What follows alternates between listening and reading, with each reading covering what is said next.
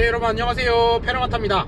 3주 만에 다시 음악회 가게 됐습니다. 오늘이 2020년 6월 25일인데요 이제 원래대로라면 오늘은 대전 시립교향악단의 연주회를 들으러 대전으로 갔어야 되는데, 이 지난주에 이제 그 충청 그리고 대전 지역에 그 코로나19 확진자들이 조금 나오면서 이 대전시향 공연이 취소가 됐어요. 이제 또 음악회를 못 가는구나, 또 취소됐구나, 이렇게 낙심을 하고 있었는데, 이제 또 보니까 같은 날 창원시립교향악단 공연이 있더라고요. 그래서 그러면 여기라도 가야 되겠다 싶어서 예매를 시도를 해봤는데 또 매진이 됐더라고요. 그래서 또다시 낙심을 했죠. 잠깐 좋았다가. 그러다가 이제 한 이틀 전에 제가 혹시나 해서 이제 창원시립예술단 홈페이지에 들어갔는데 그새 취소표가 풀렸나봐요. 그래서 취소표를 제가 운 좋게도 얻어서 이렇게 다사다난한 에피소드 끝에 오늘 창원시립교향악단의 정기연주회에 갈 수 있게 됐습니다. 오늘 창원시립교향악단의 제 325회 정기연주회는요, 이제 베토벤 탄생 250주년 기념음악회라는 제목이 붙었어요. 그래서 베토벤 심포니 7번을 들을 수 있게 되고요. 그리고 또 이제 현대음악 작곡가 사뮤엘 바버의 현을 위한 아다지오, 그리고 모차르트의 플루트와 하프를 위한 협주곡, 이렇게 두 작품도 함께 감상하게 됩니다. 사실 바버의 현을 위한 아다지오라는 작품은 사실 이렇게 제목만 듣고는 되게 낯설었거든요. 한번 들어보니까 뭔가 어디서 많이 들어본 멜로디더라고요. 이 작품이 굉장히 조금 분위기가 무겁고 조금 침울한 작품인데, 추모나 무언가를 기리기 위해서 좀 자주 연주가 되는 것 같아요. 추모식이나 장례식이나 이런 일이 있을 때 말이죠. 정말 그것과는 정반대로 이제 그 뒤에 연주되는 모차르트의 플루트와 하프를 위한 협주곡은 너무나 우아하고 너무나 아름답고 너무나 감미로운 그런 작품입니다. 굉장히 상반대 분위기의 작품인데요, 이제 이 곡을 듣다 보면은 특히 이 악장이 너무 아름다운데요.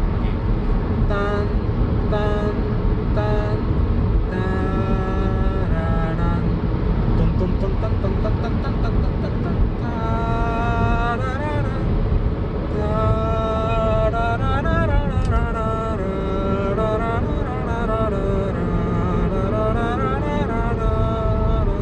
요렇게 가잖아요.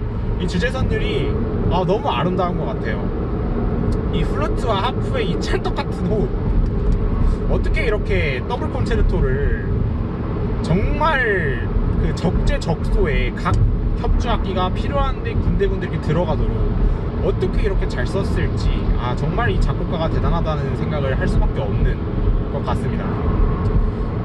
특히 플루트 선율이 굉장히 저는 인상적인데, 이 플루트의 선율로만 따지자면은 이 드뷔시의 목신의 오후 전주곡과 더불어서 아마 가장 아름다운 이 두 작품이 아닐까 싶을 정도로 저는 좋아하는 작품입니다.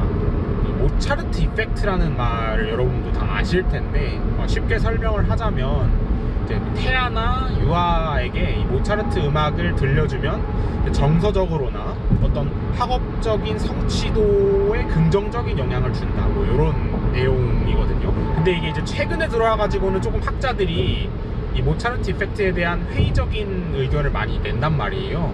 그러니까 단순히 음악의 아이들을 노출시키는 것만으로는 그다지 긍정적인 효과를 얻을 수 없다, 이제 이런 굴지의 의견들이 이제 요즘 학계에서는 이제 지배적인데요. 근데 이 모차르트의 플루트와 하프를 위한 협주곡을 듣다 보면은 아동이나 청소년들에게 최소 정서적으로는 긍정적인 효과를 주지 않을까 싶은 생각이 드는 작품입니다. 너무나 우아하고요, 너무나 서정적이고, 정말 듣고 있으면 말 그대로 그냥 힐링이 되는, 개인적으로는 그런 작품이거든요. 그리고 이제 베토벤 심포니 7번 같은 경우에는 지난 1월 이제 광주시립교향악단의 정기연주회에서 감상하고 한 반년 만에 다시 감상을 하게 되는데요.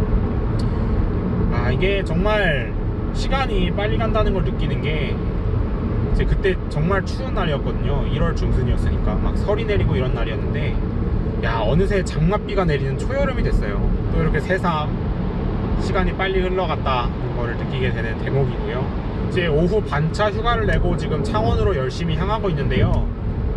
정말 멀기는 멉니다. 한 400km 가까이 되는 주행거리고요. 한 4시간 반 정도 운전을 해야 되는데요. 이제 막 출발을 해서 갈 길이 정말 멉니다.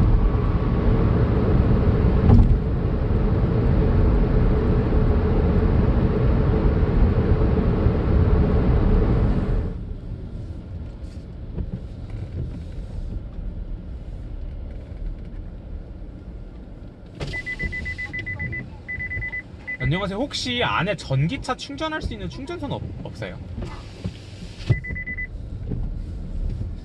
지하 주차장으로 들어갑니다.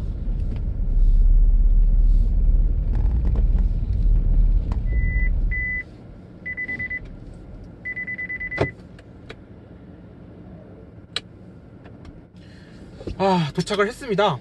지금 시간이 한 15분 정도밖에 안 남아서요. 빨리 저는 공연을 보러 이동해 보도록 하겠습니다.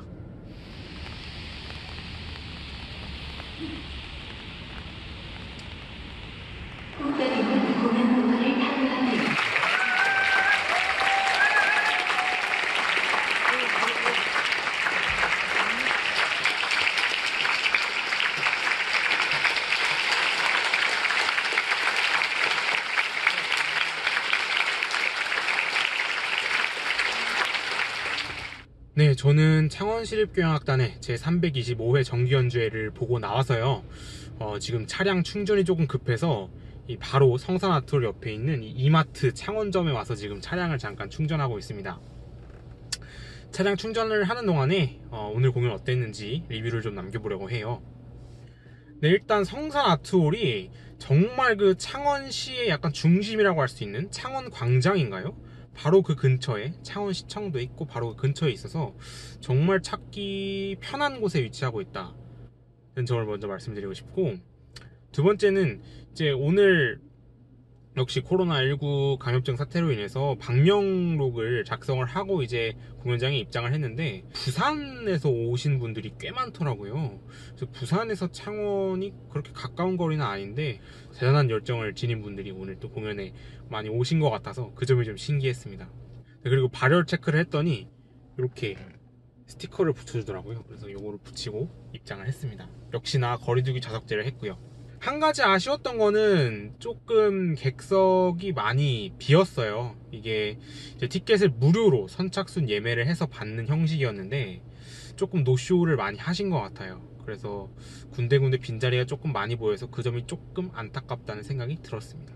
하지만 반대로 관객 매너가 정말 이보다 좋을 수가 없어요. 정말 서울 예술의 전당 롯데콘서트홀을 능가하는 정말 기침 소리 한번 못 들었거든요. 그 정도로 관객분들께서 정말 매너가 좋으시다는 점도 함께 느꼈습니다.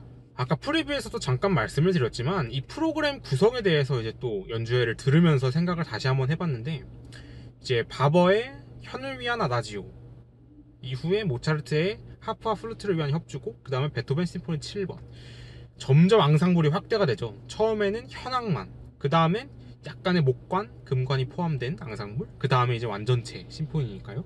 그렇게 이제 점점 확대되는 그런 프로그램 구성이다 보니까 그 점도 이 구성을 하면서 좀 염두에 두시지 않았을까 하는 생각도 함께 들었습니다. 먼저 바버의 현을 위한 아다지오부터 얘기를 해볼게요.